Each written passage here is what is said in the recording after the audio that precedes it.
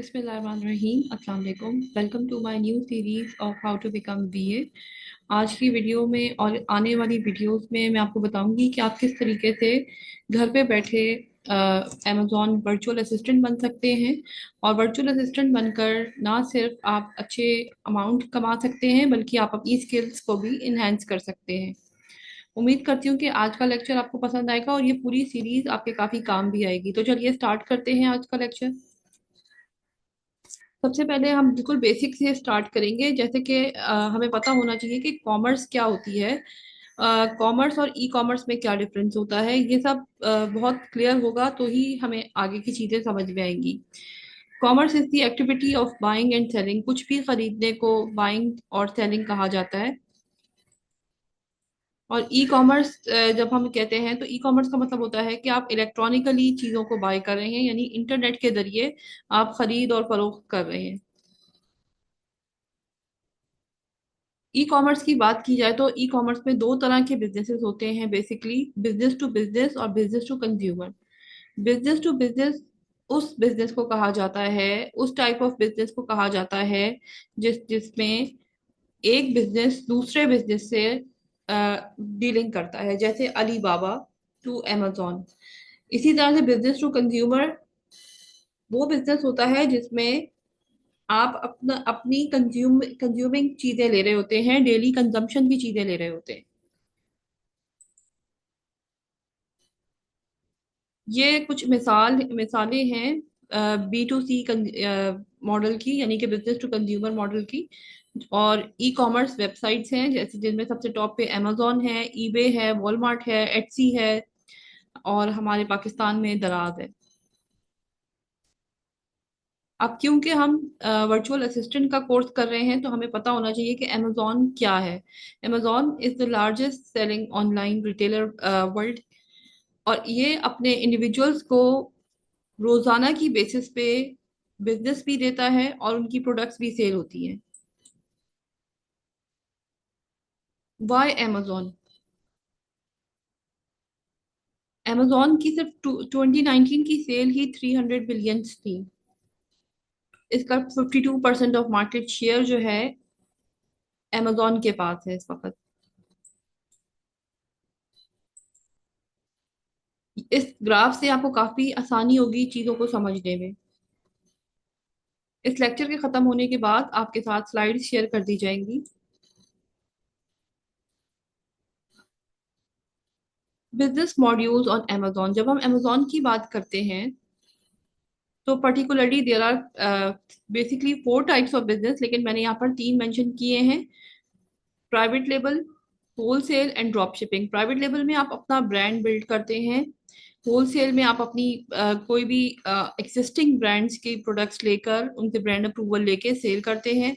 Drop shipping में आपके पास कोई फिजिकल इन्वेंट्री मौजूद नहीं होती, लेकिन उसके बावजूद आप एक वेबसाइट से दूसरी वेबसाइट पे ऑर्डर प्लेस करके उनका ऑर्डर डिलीवर करवाते हैं।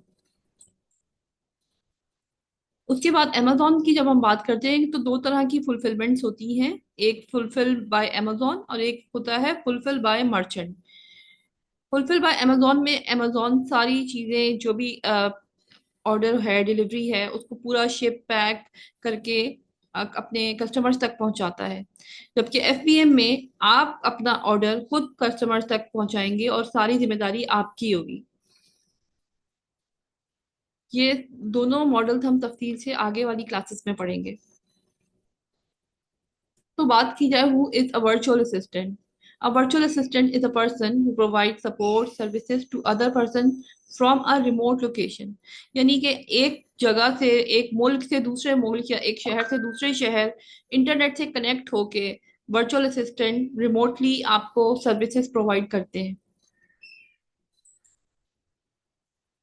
अगर बात की जाए ई कॉमर्स वर्चुअल असिस्टेंट की, तो बिल्कुल सेम जैसे कि वर्चुअल असिस्टेंट के काम होते हैं वही ई कॉमर्स के वर्चुअल असिस्टेंट के भी वही काम होते हैं। और वो अपनी घर से बैठकर अपनी रिमोट लोकेशन से क्लाइंट को सर्विसेज देते हैं। वर्चुअल असिस्टेंट बनने के बाद आप क्या क्या सर्विसेज परफॉर्म कर सकते हैं, क्या क्या टास्क परफॉर्म कर सकते हैं, वो ये है कि सेलर अकाउंट मैनेजमेंट कर सकते हैं, प्रोडक्ट हंटिंग कर सकते हैं, लिस्टिंग कर सकते हैं, लिस्टिंग ऑप्टिमाइजेशन कर सकते हैं, कीवर्ड रिसर्च कर सकते हैं, कंपटीटर एनालिसिस कर सकते हैं, रिव्यूज मैनेजमेंट कर सकते हैं, पीपीसी यानी पे पर क्लिक कैंपेन लॉन्च कर सकते हैं, इमेज डिजाइन कर सकते हैं, इसके अलावा कूपन्स और प्रमोशंस को क्रिएट कर सकते हैं। अगर आपके क्लाइंट जो है वो एफबीएम को प्रेफर करते हैं तो आप उनका ऑर्डर जो है वो एफबीएम के थ्रू ऑर्डर मैनेजमेंट करके शिप कर सकते हैं, लिस्टिंग एरर को फिक्स कर सकते हैं और कस्टमर सपोर्ट भी दे सकते हैं। ये अलग अलग डोमेन्स हैं, ये अलग अलग स्किल्स हैं जिनमें आपको जो है एक्सपर्टीज लेनी है ताकि आप इस पे अपनी स्किल्स को इन्हेंस कर सकें। जब आप वर्चुअल असिस्टेंट बनते हैं तो सबसे इम्पोर्टेंट आपके ऊपर कुछ जिम्मेदारियां होती हैं, जैसे कि आप क्लाइंट की पर्सनल जो प्राइवेसी होती है उसको मेंटेन करें। फॉर एग्जांपल, अगर क्लाइंट ने आपसे कोई डाटा शेयर किया है, कोई इंफॉर्मेशन शेयर की है अपनी एलएलसी से रिलेटेड या अपनी कोई अपने अकाउंट से रिलेटेड, तो वो आपको उसको दूसरे क्लाइंट्स के साथ या अपने फ्रेंड्स के साथ शेयर नहीं करना चाहिए किसी भी कीमत पर। ये कुछ रूल्स हैं जिन्हें आप पढ़ लीजिएगा। अब हम आते हैं माइंडसेट के ऊपर। हमारे यहाँ एक बहुत गलत कॉन्सेप्ट है कि हम वर्चुअल असिस्टेंट बनने का मतलब ये समझते हैं कि पहले महीने से ही हमारी आमदनी आना शुरू हो गई है, जबकि ऐसा नहीं है। हमें सबसे पहले फोकस अपनी लर्निंग पे करना है, तभी हम अर्निंग के ऊपर जा सकेंगे। और उसके बाद हमें अपना सोशल मीडिया सर्कल स्ट्रॉन्ग करना है, उसमें अपनी जो भी हमें इंफॉर्मेशन है, जो भी हमारे पास जो भी इंफॉर्मेशन होती है उसको हम अपने फ्रेंड्स और सोशल सर्कल में जब सर्कुलेट करते हैं तो हमारा एक स्ट्रॉन्ग ब्रांड बनता है, ठीक है। और इसी तरीके से क्लाइंट आपको हायर करेगा। आपके सीवी को देखकर कोई आपको हायर नहीं करेगा, आपका पोर्टफोलियो, आपका डेटाबेस काम आएगा, ठीक है। आगे चलते हैं। आप स्मार्टली वर्क करें इंस्टेड ऑफ हार्ड वर्किंग, यानी कि आपको ना सिर्फ आपको सिस्टम हैंडलिंग आनी चाहिए, बल्कि आपको जो है क्लाइंट से किस तरीके से बात करनी है, रिपोर्ट प्रेजेंट किस तरीके से करनी है, ये सारी चीजें आपको स्मार्टली आनी चाहिए। Thank you so much. Stay tune for the more. Have a nice day.